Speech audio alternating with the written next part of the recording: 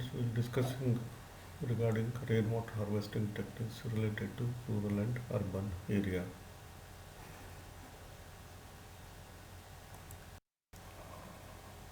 With increasing demand for domestic, industrial and agriculture purposes, the water availability is decreasing and likely situation is going to worsen in future.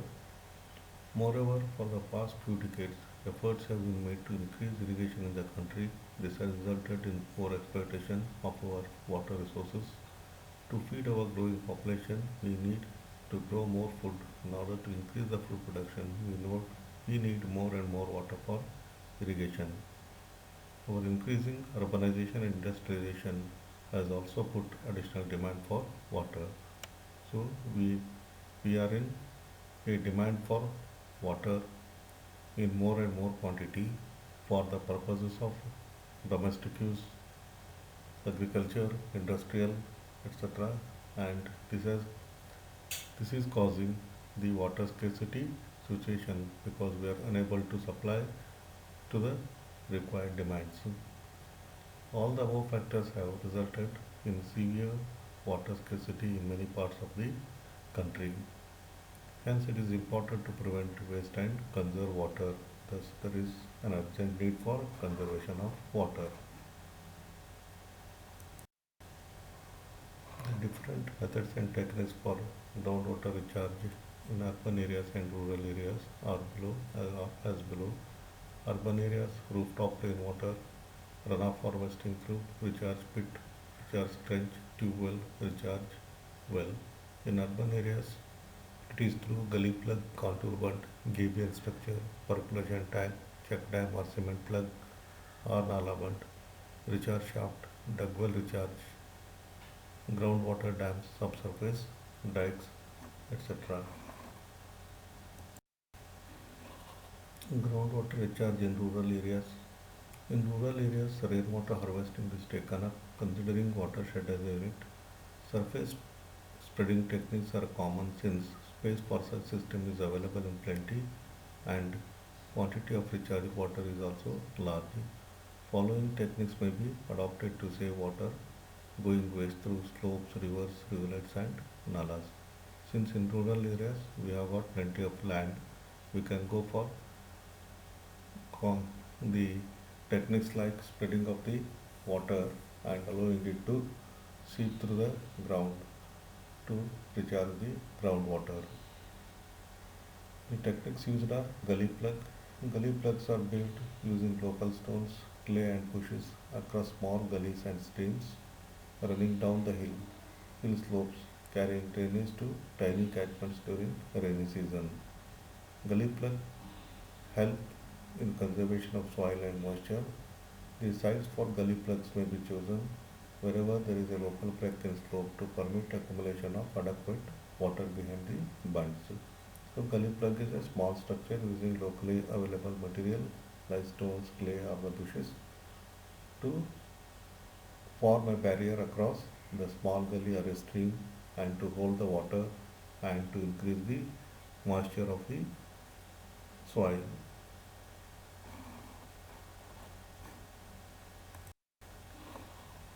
Contour bund is another technique which we have already discussed under microcatchment.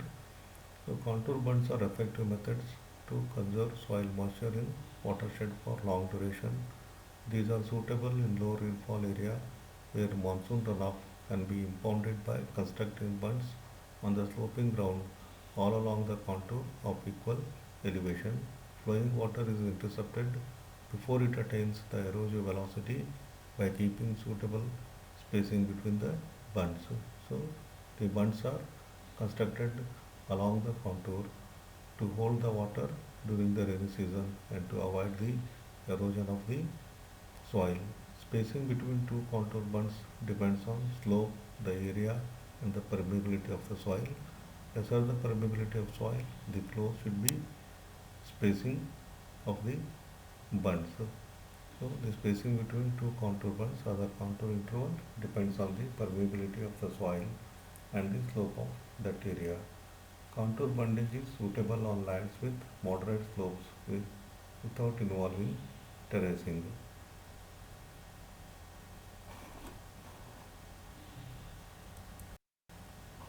KPN structure is another technique which is a simple technique.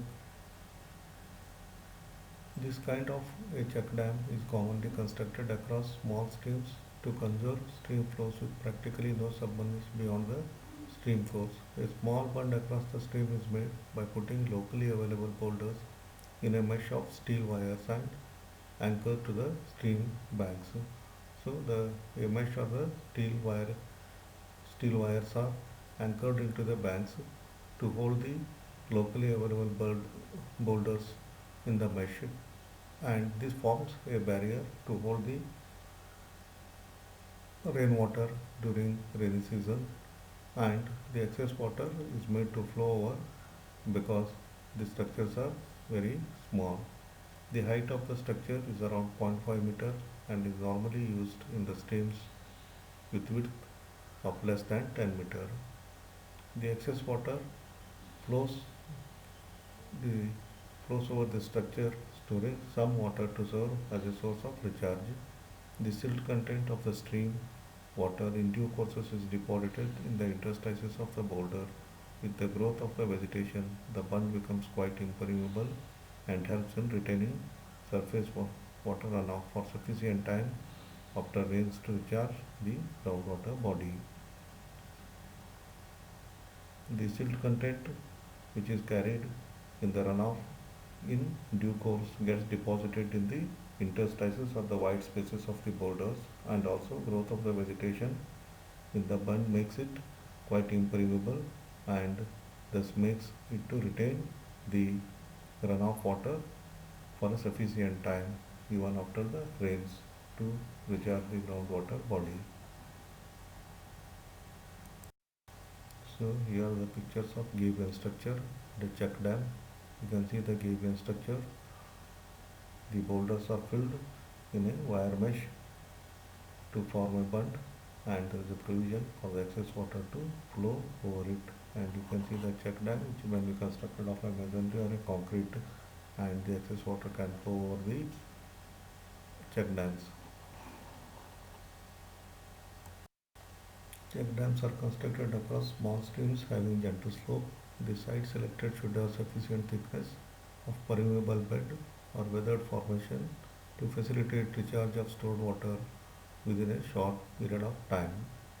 We were to select a site with a gentle slope and having a permeable strata for the construction of the check dam so that the stored water gets infiltrated to the ground within a short span of time.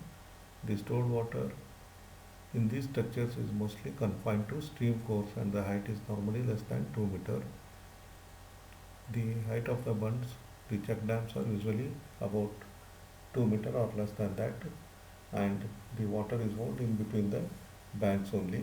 No submergence is allowed, and the excess water flows over the structure, and a water cushion is provided downstream to avoid the erosion due to overflowing of the water with a height of 2 meter.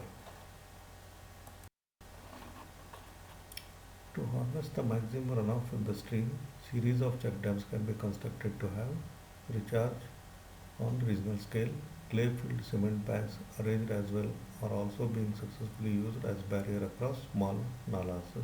Since these are the small structures and hold only a little quantity of the water behind it, so you can go for number of such structures in the stream. And sometimes the clay-filled cement bags may also be used as a barrier to hold the water. At places, shallow trench is excavated across the nala and asbestos sheets are put on two sides. The spaces between the rows of the asbestos sheets across the nala is backfilled with clay. Thus, a low-cost check dam is created. On the upstream side of on the upstream side, clay-filled cement bags can be stacked in a slope to provide stability to the structure. Sometimes a very simple and low-cost techniques are also used, like two asbestos sheets in a row are put put put across the nala, and clay is filled in between two two rows of the asbestos sheets. and thus makes a barrier to hold the water. Sometimes even the clay bags are backfilled on the upstream side to increase the stability of the structure.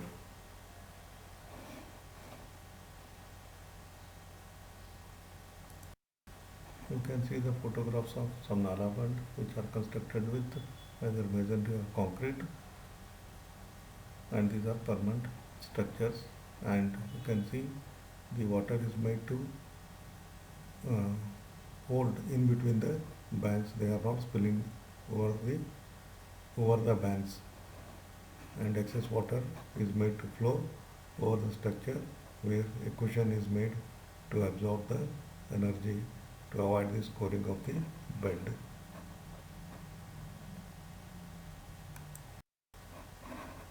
Percolation tank, this also we have already discussed in detail.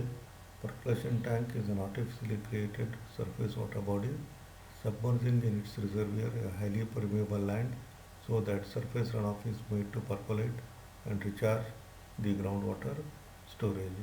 So it is a structure constructed across the nala to hold the water, and the beds so selected are permeable so that the water gets percolated to recharge the groundwater. Percolation tank should be constructed preferably on second to third order streams located on highly fractured and weathered rocks which have lateral continuity downstream.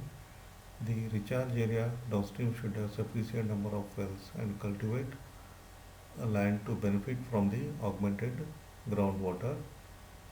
So the percolation tanks are constructed on the highly fractured and weathered soils to hold the water or to make it to percolate to the ground, and the tanks the the area where such tanks are constructed should be having number of wells. As you can see, the downstream you are having the well,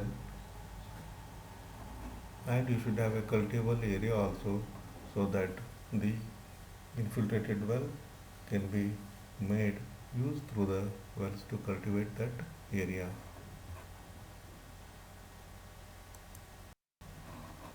The size of the percolation tank should be governed by percolation capacity of the strata in the tank bed. Normally, percolation tanks are designed for storage capacity of zero point 0.1 to zero point 0.5 mcm. It is necessary to design the tank to provide a pond water column generally between 3 to 4.5 meter. So the size of the tank, percolation tank, is governed by the percolation capacity of the strata in the tank bed, and usually they are constructed with a height of 3 to 4.5 meter to hold a water of the capacity zero point 0.1 to zero point 0.5 million cubic meters. The percolation tanks are mostly earthen dams with masonry structures only for spillway. So generally the tanks are constructed with the earth, and the spillways or the wasteways are constructed with masonry or concrete. The purpose of the percolation tanks is to recharge the groundwater storage, and hence seepage below the seat of the bed is permissible. For dams up to 4.5 meter height, cut-off trench are not necessary, and keying and benching between the dam seat and the natural ground is sufficient. So if for the dams up to 4.5 meter height, there is no need to go for the cut-off trench, only keying and benching between the dam seat and the natural ground is quite sufficient. Recharge shaft, it is seen that in rainy season village tanks fully filled up, but water from these tanks does not percolate down due to siltation, and tubewells and tug wells located nearby remains dried up. The water from village tanks gets evaporated and is not available for the beneficial use. By constructing recharge shaft in tanks, surplus water can be recharged to groundwater. Recharge shafts of 0.5 to 3 meter diameter and 10 to 15 meter deep are constructed depending upon the availability of the quantum of water. So sometimes the tanks are constructed over a impermeable layer like clay soils, or sometimes even though it is uh, permeable strata, the siltation makes it to impermeable, and the stored water cannot do not get infiltrated into the ground to recharge the groundwater, and the water stored gets evaporated and it is of no use to the villagers. So in such cases the recharge shafts are constructed in the tank and the surplus water can be recharged to the ground. The shafts can be of 0.5 to 3 meter dia into 10 to 15 meter deep, are constructed depending upon the availability of the quantum of water. In a recharge shaft, you can see the picture of a recharge shaft. The water is stored on a impermeable strata, and a shaft is provided in the bed of the storage pond filled with the filter media to allow the water to infiltrate to the deeper aquifer. You can see the massive basalt which is impermeable. You can see the vesicular basalt in the unsaturated zone. Then you can see the aquifer where the water can be stored as groundwater. The top of the shaft is kept above the tank bed level, preferably by at half to full supply level. These are backfilled with boulders, gravels and coarse sand. So the top of the shaft is kept above the tank bed level and preferably at a half or to full supply depth. In upper portion, 1 or to 2 meter depth the brick masonry work is carried out for stability of the structure. Through this technique, all the accumulated water in village tank above 50% full supply level would be recharged to the groundwater. Sufficient water will continue to remain in tank for domestic use after recharge. So the water stored in the village tank, 50% of that can be used for the recharging the groundwater through the shaft, and 50% may be utilized for other domestic purposes.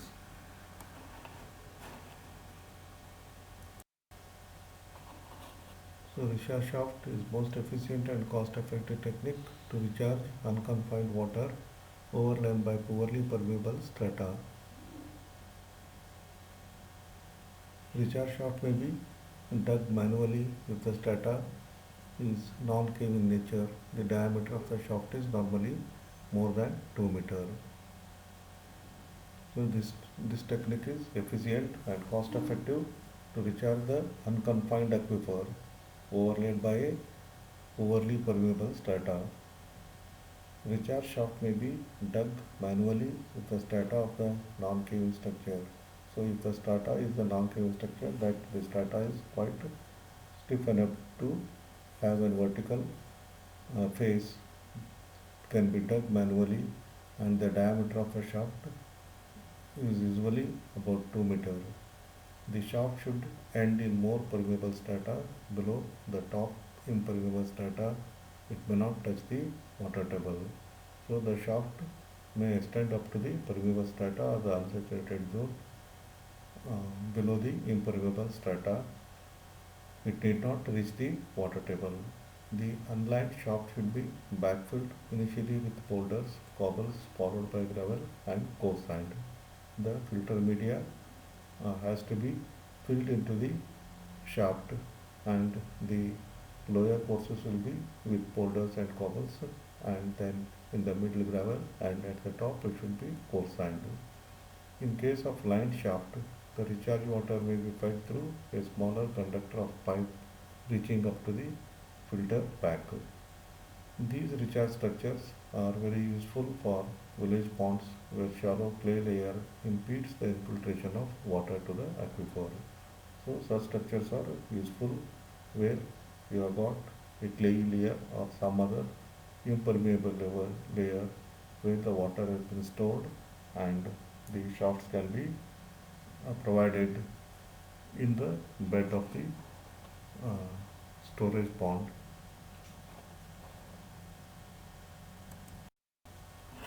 Dug well recharge is another technique used in rural areas. Existing and abandoned dug wells may be utilized as recharge structure after cleaning and desilting the same. So if you have got abandoned or unused dug wells, the same may be used for the recharging purpose after the cleaning and desilting the structure. The recharge water is guided through a pipe from desilting chamber to the bottom of well or below the water level to avoid scoring of bottom and entrapment of air bubbles in the aquifer. The recharge water is let into the dug well through a pipe after passing through a desilting chamber, and it is taken up to the bottom of the well or up to the water level if there is already water in the dug well to avoid the scoring of the bed as well as the entrapment of the air bubbles. Recharge water should be silt free, and for removing the silt contents, the runoff water should pass either through a desilting chamber or filter chamber. The recharging water is, since it is to be free from the debris or the silt, it has passed through a desilting chamber or a filter chamber. Periodic chlorination should be done for controlling the bacteriological contaminations. If the dug well is used for drinking purpose, then it has to be periodic chlorination should be done to control the bacteriological contaminations. So you can see the photograph and figure how the dug well recharge is done. See, this is an abandoned dug well, and it is made used for recharging the dug well. You can see the water is taken through pipes till the bottom of the water level, already existing water level. You can see the figure where the stored water is being taken through the pipes and it has passed through the filter media and allowed into the dug well, and the pipe should be taken up to the water level or up to the bottom of the dug well.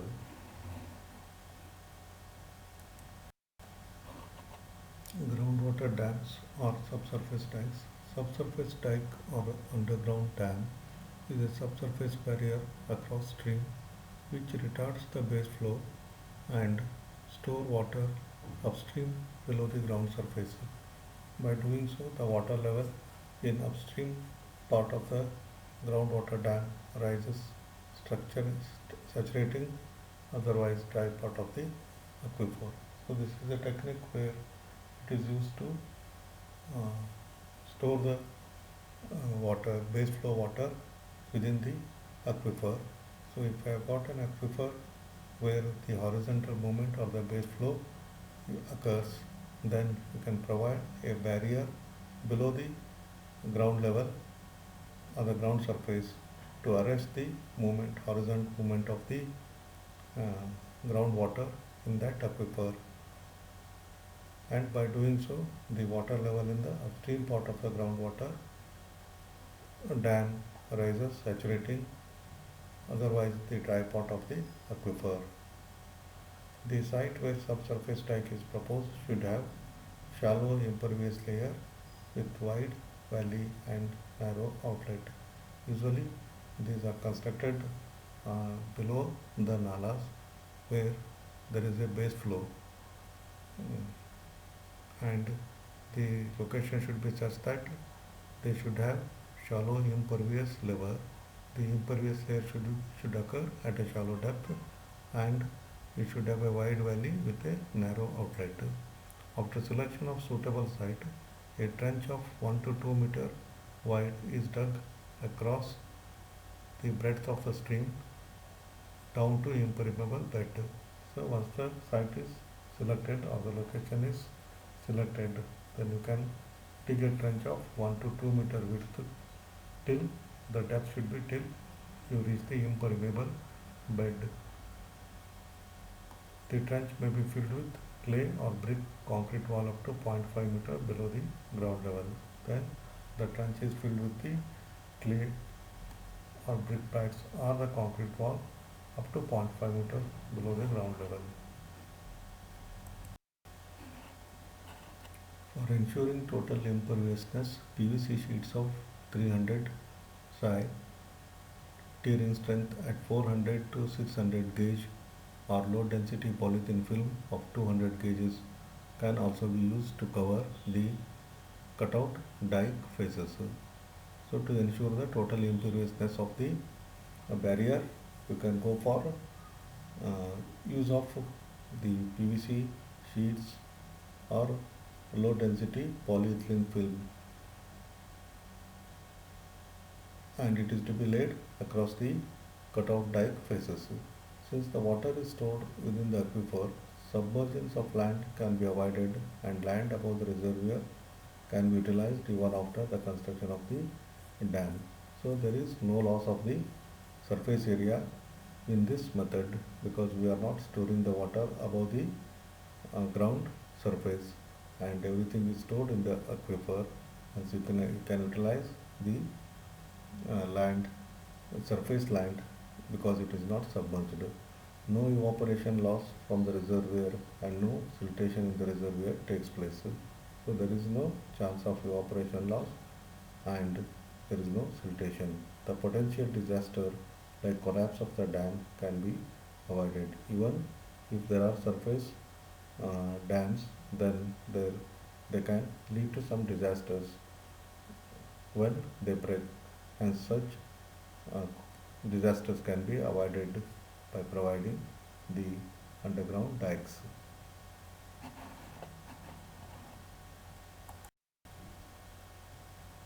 You can see the picture of a subsurface dike. So here is an aquifer, and there is a horizontal movement of the water, and a dike underground dike is constructed, is proposed to arrest the horizontal movement of the water in the aquifer. And the below photo shows the execution of the subsurface dike. The barrier provided is impermeable to the movement of the water and it is underground, and the PVC sheets are used to make it impermeable, and location is well defined and there are no evaporation losses. Rooftop rainwater harvesting is the most common technique of rainwater harvesting for domestic consumption. In rural areas, this is most often done at small scale. It is a simple, low-cost technique that requires minimum specific expertise or knowledge and offers many benefits. Rainwater is collected on the roof and transported with gutters to a storage reservoir where it provides water at the point of consumption or can be used for recharging a well or the aquifer. Again, rooftop rainwater harvesting is a simple technique and it is adopted in a small scale in the rural area. The water is collected from the roof and transported through pipes or gutters to the point of storage or reservoir, and it can be used for the daily consumption or it can be used for recharging the aquifer. The technology is flexible and adaptable to a very wide variety of conditions. It is used in the richest and poorest societies.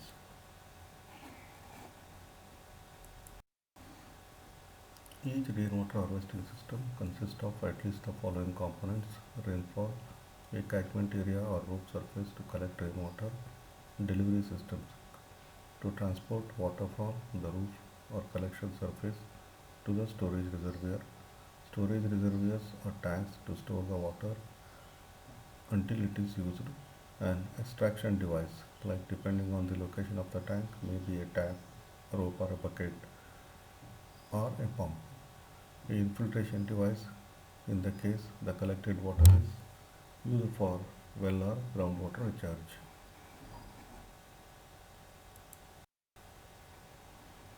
So the three basic components of WHR: a catchment, it will be a rooftop, then a delivery system, a pipe, and a storage reservoir. A process diagram of drinking water, rainwater harvesting is catchment, and you have to convey it, store it, and deliver it. And while conveying, you can filter it and separate or a separation of the debris. And during storage also, you can treat the water, and during delivery, you can disinfect it or filter once again.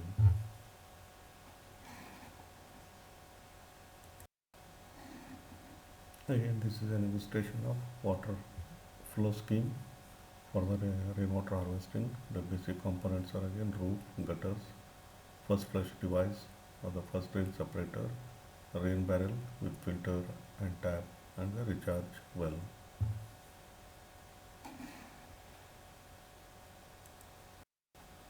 Okay, thank you.